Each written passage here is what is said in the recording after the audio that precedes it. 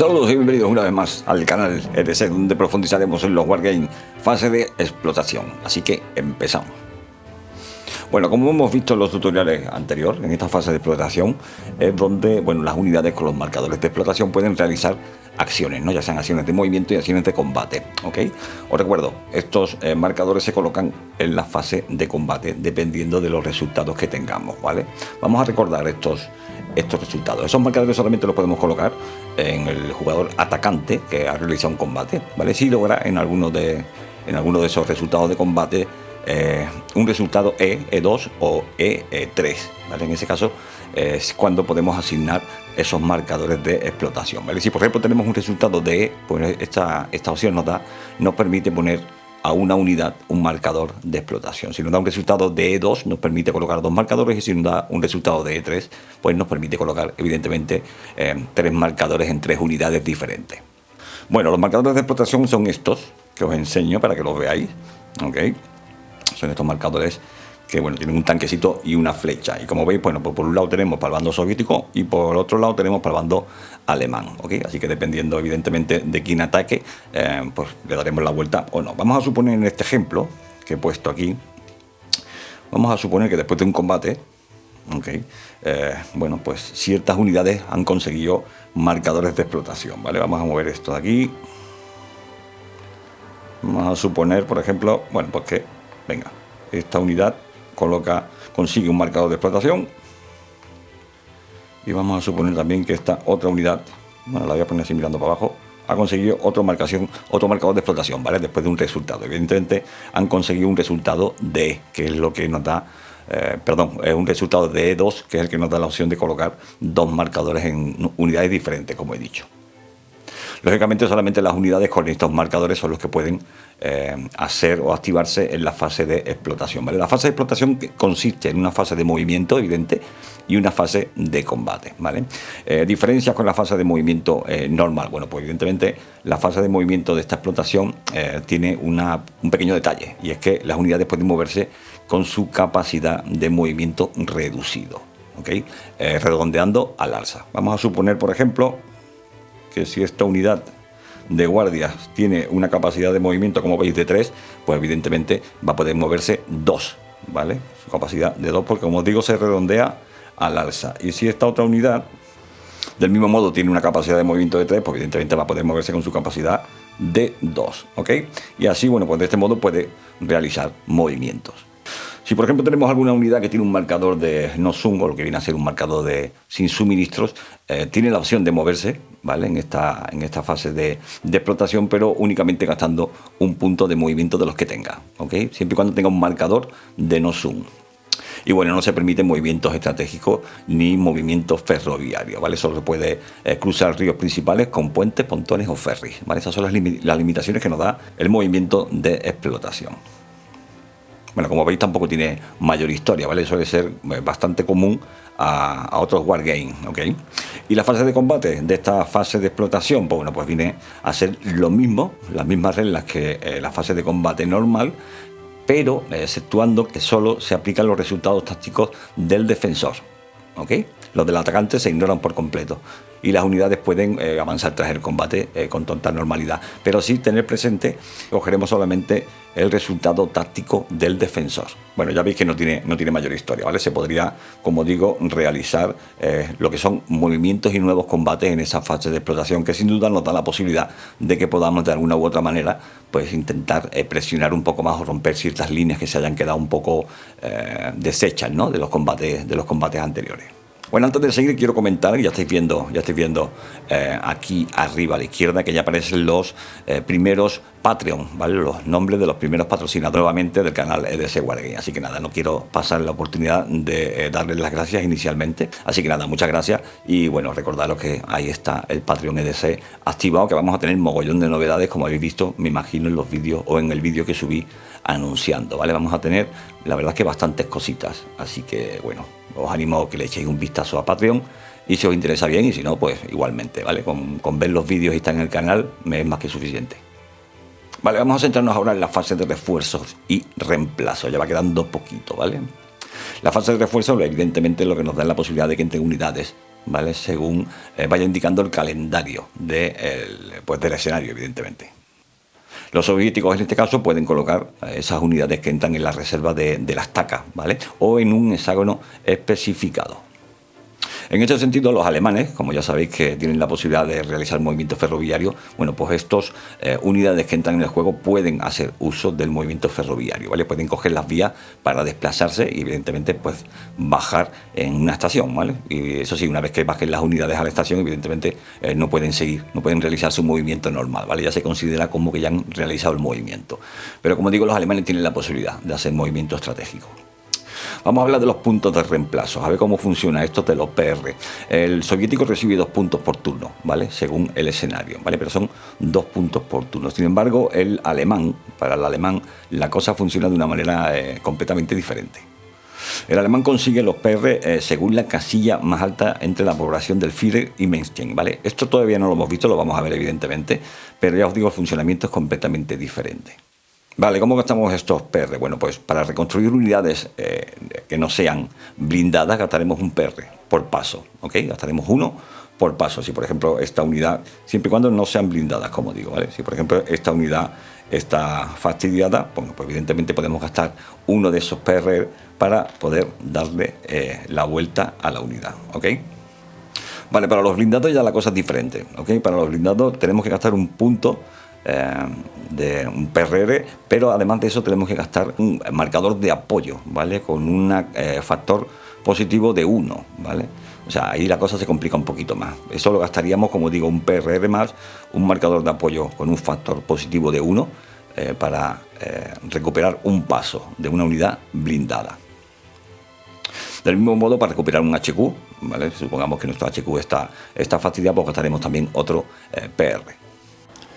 Muy bien, pues bueno, de este modo hemos llegado al final de la secuencia de juegos del soviético, ¿vale? Bueno, al final no, todavía nos queda un pequeño toquecito, pero esto no vamos a poder verlo todavía. Os voy a comentar por qué. Pues porque el fin de turno, como estáis viendo aquí, hace referencia por completo a la situación de Stalingrado, ¿vale? Stalingrado, como veis, lo tenemos en esta parte del mapa, ¿vale? Entonces, todo lo que pasa aquí tiene que ver con la situación en la que se encuentra Stalingrado, ¿vale?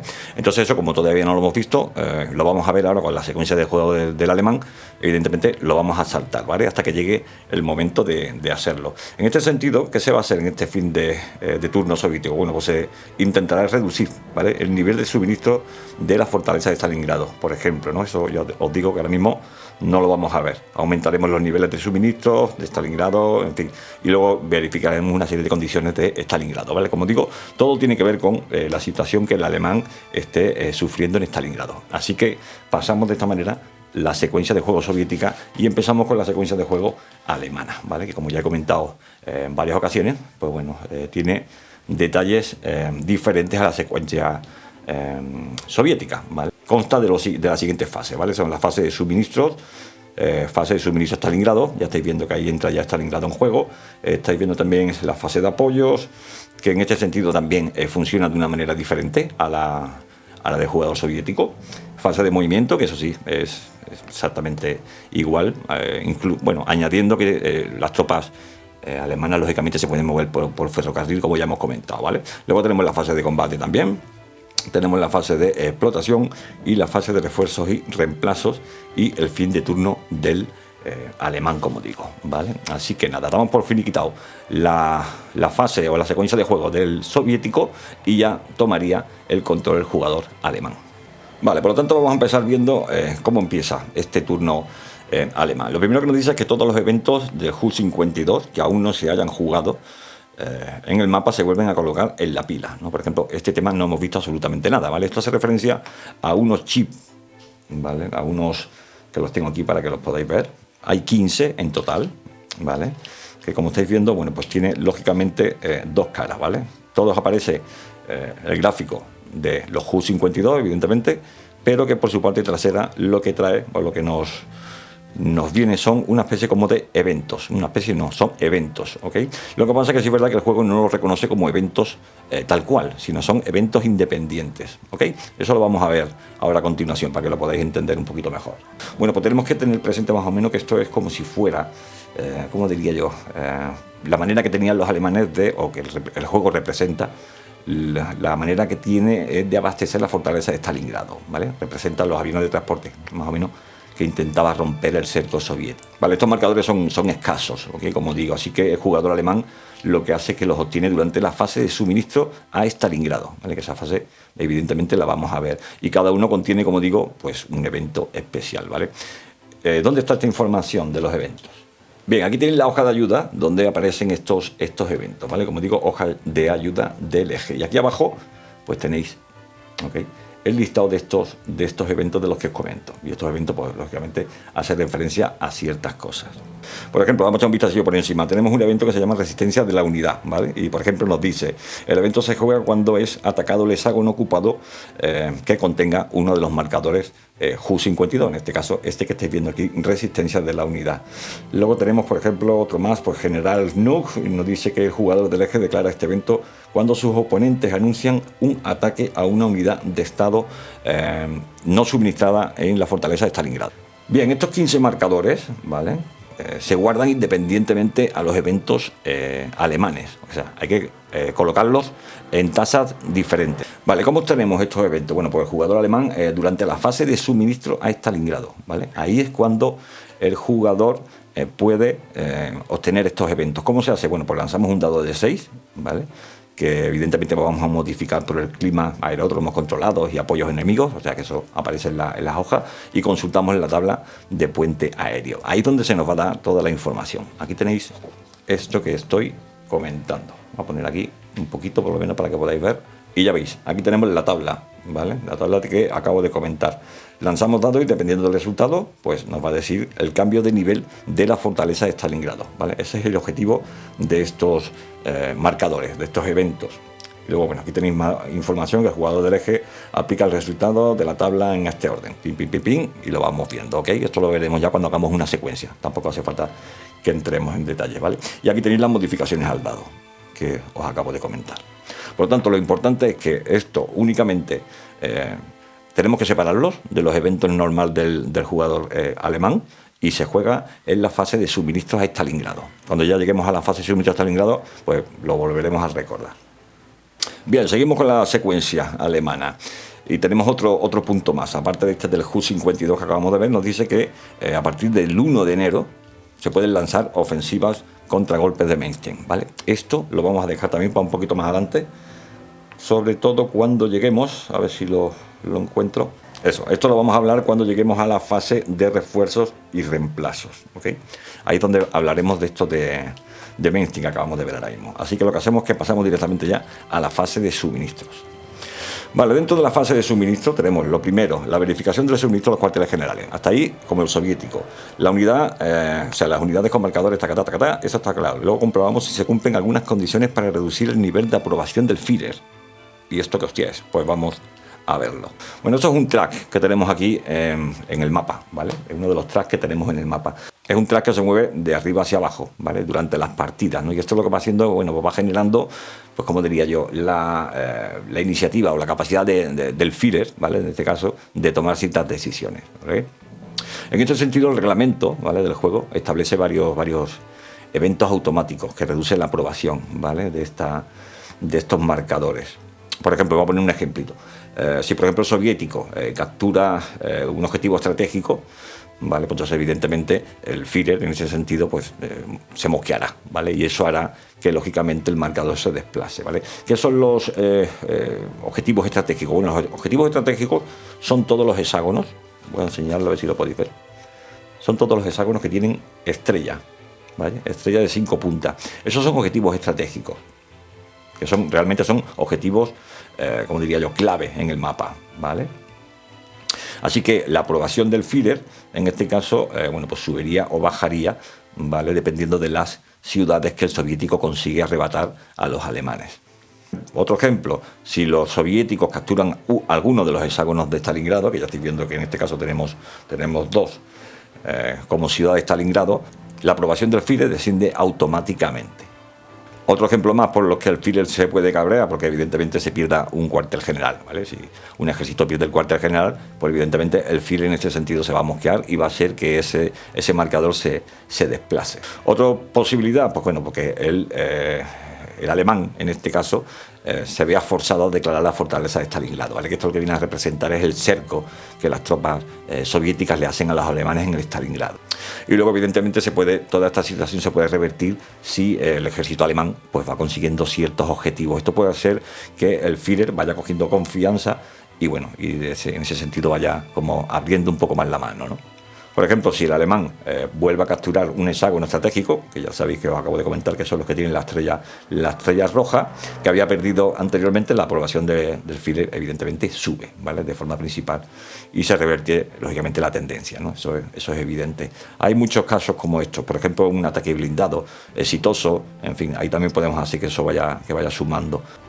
Vale, todas esas cositas las tenéis evidentemente en la hoja de ayuda. O sea, en la hoja de ayuda, perdón, en el manual de reglas, pero aparte de eso también os comento que ya tenemos disponible.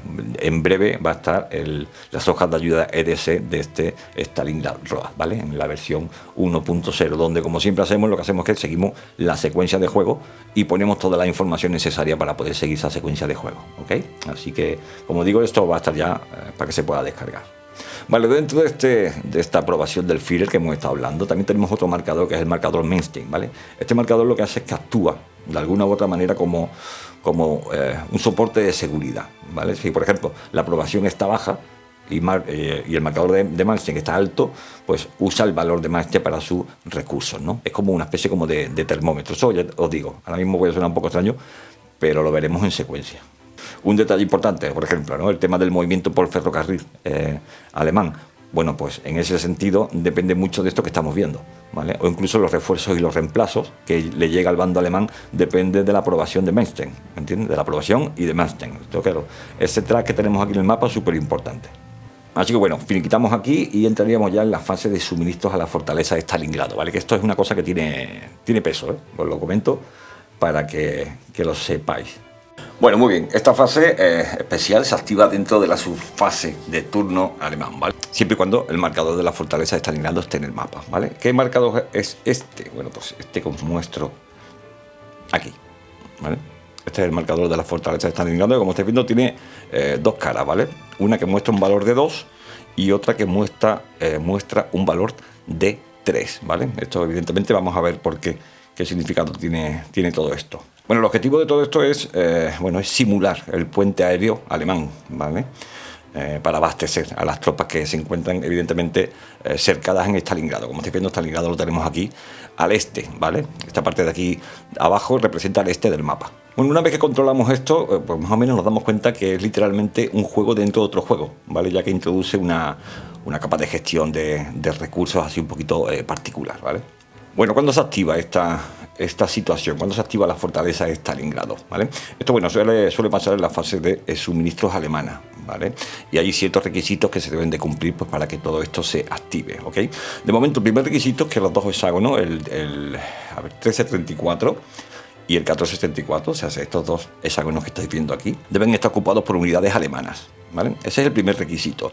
Cuando esos hexágonos están ocupados por unidades alemanas, entonces el siguiente requisito es que deben de estar sin suministros, como digo, ¿ok? O sea, los suministros alemanes, en este caso norte-sureste, se encuentran al oeste, que es la parte de ahí. Esta parte de aquí, evidentemente, están los suministros soviéticos.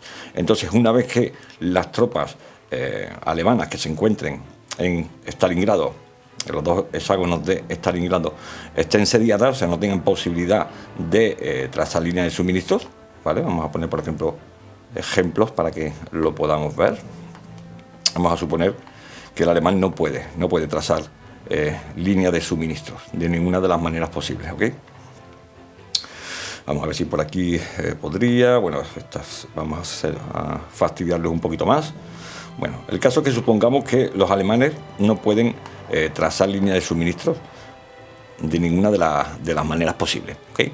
Entonces, como digo, lo primero es que las unidades alemanas estén ocupando los dos hexágonos de Stalingrado y que a su vez no puedan trazar líneas de suministros hacia pues, sus fuentes, evidentemente. Ese es el momento en el que se declara la fase de la fortaleza de Stalingrado. ¿Qué pasa cuando la declaramos? Bueno, pues ocurren ciertas cosas que vamos a ver a continuación. Lo primero que pasa es que se coloca el marcador de fortaleza de Stalingrado, que que os acabo de enseñar ahora mismo. Y como he dicho, tiene dos caras, ¿no? ¿Por qué tiene dos caras? Bueno, pues lo vamos a ver. Lo siguiente que pasa es que el cuartel general del sexto ejército alemán, ¿vale? Si aún así todavía se encuentra en el mapa, ese cuartel general se elimina de inmediato, ¿vale? O sea, se elimina y no puede reconstruirse en ningún momento. Lo siguiente que pasa es que se declara las consecuencias del gran logro soviético, ¿vale? ¿Esto qué es? Bueno, el soviético puede desactivar de alguna u otra forma el efecto de superioridad alemana. Eso lo voy a explicar un poquito más detenimiento a continuación, pero bueno, eso también pasaría en el momento que se declara la fortaleza de Stalingrado. Luego lo que el alemán haría a continuación sería retirar de su tasa todos los marcadores de alarma, ¿vale? Estos marcadores todavía no los hemos visto, los vamos a ver ahora, y los pone en su casilla de apoyos disponibles, ¿ok? Se retirarían. Siempre y cuando, por ejemplo, una unidad alemana de estas dos que estamos viendo aquí en Stalingrado se encuentre y vuelva a trazar línea de suministro, automáticamente la fortaleza se desactiva. Bien, vamos a hablar entonces de este marcador. ¿Qué genera este marcador? ¿Vale? Ya estoy viendo que, como he dicho, tiene dos caras, ¿no? Una con un factor de 3 y otra con un factor de 2 dentro de un hexágono, ¿ok? Bueno, la cara con el hexágono de 2, que es esta que tenemos aquí, esto lo que viene a hacer es que está ejerciendo, ¿vale?, un radio de dos hexágonos, evidentemente, ¿vale? Ya estoy viendo que el hexágono se encuentra, o sea, el número se encuentra dentro de un hexágono. Esto está ejerciendo una zona de radio de dos hexágonos, ¿ok? Y la parte trasera, evidentemente, se activa cuando se cumple una condición que la voy a explicar ahora, y lo que hace es que activa un radio de 3 hexágonos. ¿Cómo se activa el radio de 3 hexágonos? Bueno, pues se activa siempre y cuando este marcador, ¿vale?, se encuentre en una zona con aeródromo. Esta, por ejemplo, la que estáis viendo aquí. Si este fuera el caso, ¿vale?, evidentemente, si fuera el caso, porque evidentemente tenemos control sobre ese hexágono, las tropas alemanas tienen control sobre ese hexágono, entonces se giraría y se pondría en su lado de 3, y esto ya está ejerciendo un radio de 3 hexágonos, ¿ok? Como tanto digo, debemos de tener Stalingrado ocupado y tenemos que tener también el marcador.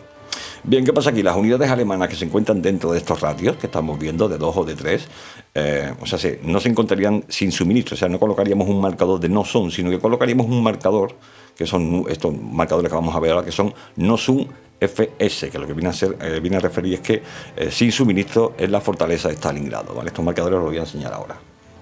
Bien, estos son los marcadores, ¿vale?, que irían colocados en ese caso. A diferencia de los marcadores que ya estuvimos viendo de sin suministro, bueno, pues estos son los marcadores para indicar que no hay suministros una vez que se activa la fortaleza de Stalingrado. Bueno, la diferencia del no-zoom, este marcador lo que tiene es que las unidades pueden moverse en cualquier dirección. Y ahora acordaros que el no-zoom lo que hace es que nos obliga a movernos en dirección donde se encuentra nuestro HQ, ¿vale? Bueno, pues estos marcadores que estamos viendo aquí, en particular, sí da la posibilidad de poder moverse en cualquier dirección. No obligatoriamente estamos obligados a movernos en dirección del HQ. Evidentemente tiene penalizaciones en el tema del combate, ¿vale? La fuerza de combate lo que hace es que se reduce drásticamente, ¿vale?, según el nivel de suministro de la fortaleza de Stalingrado. Eso ya lo vemos en la tabla, que os lo voy a enseñar a continuación. Aparte de todo esto, el jugador soviético, ¿vale?, tiene una responsabilidad importante una vez que se activa todo esto, ¿vale? El soviético, por ejemplo, tiene que mantener como mínimo a 15 o 24 divisiones cerca de la bolsa, ¿vale?, dependiendo de cuántos controles de Stalingrado. Si no lo hiciera, pues si se viera incapaz de poder hacer esto, automáticamente perdería todos sus apoyos. O sea, ya estoy viendo que esta regla es bastante heavy, ¿vale? Digo, tiene que tener de entre 15 y 24 divisiones cerca de la bolsa. Bien, vamos a ver sobre el tema de los suministros de esta bolsa de Stalingrado y el tema del puente aéreo. Bien, el nivel de suministro empieza en 10. ¿ok? Empiezan 10 o 11 en el caso de que la bolsa no esté completamente sellada, ¿vale? A medida que baja, los alemanes sufren penalizaciones. Bueno, las penalizaciones, pues ya veis, pueden ser el movimiento de la reducción de la capacidad de movimiento, la reducción a la mitad del factor ofensivo y de ataque, en fin, una serie de historias que eso evidentemente lo mejor es verlo en las propias reglas, ¿vale? Bien, vamos a hablar ahora de la mecánica del puente aéreo. Bueno, aquí tenéis la tabla.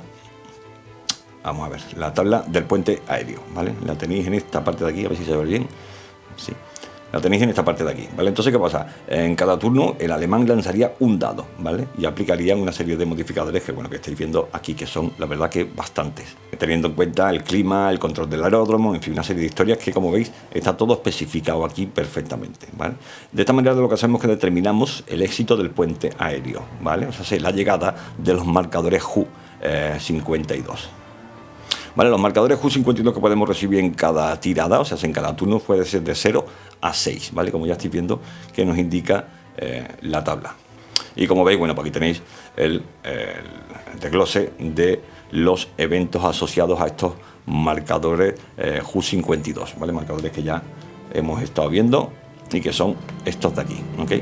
Estos marcadores que evidentemente se giran y pues tiene su evento correspondiente. Y como digo, no están en la misma bolsa que los marcadores normales del juego. Estos marcadores están colocados en una tasa completamente diferente. Bueno, esto de, como digo, esto de la bolsa de Stalingrado suena un poco extraño, las cosas como son. Al principio, si no vemos un ejemplo, nos vamos a quedar un poco raro, ¿vale? Pero bueno, recordar y centraros. Si, por ejemplo, el alemán captura los dos hexágonos de Stalingrado, pero no tiene posibilidad de trazar una línea de suministro hacia su fuente de suministro, automáticamente se declara la fortaleza de Stalingrado, ¿ok? Y bueno, ya una vez que depende de que si capturamos o no controlamos los hexágonos de aeródromo, bueno, pues entonces ya estáis viendo la posibilidad que tenemos de ampliar o reducir el número de ratio de hexágonos, ¿ok? Esto de todas maneras lo veremos en una secuencia. Cuando hagamos la secuencia, todos estos detalles se van a quedar mucho más claros. Pero claro, hacer una secuencia ahora mismo sin terminar de explicar esto, pues va a sonar un poco chino. Así que bueno, vamos a esperar un poquito más, pero terminamos haciéndolo sí o sí. Vale, de este modo llegaremos a la fase de apoyo alemán y eso ya lo vamos a dejar para el siguiente vídeo tutorial, ¿vale? Así que vamos a frenar aquí, paramos aquí para dejar esto, bueno, pues medianamente claro, ¿ok? Y en el segundo vídeo tutorial pues seguimos hablando de la fase de apoyo alemán. Así que sin más, gente, un saludo.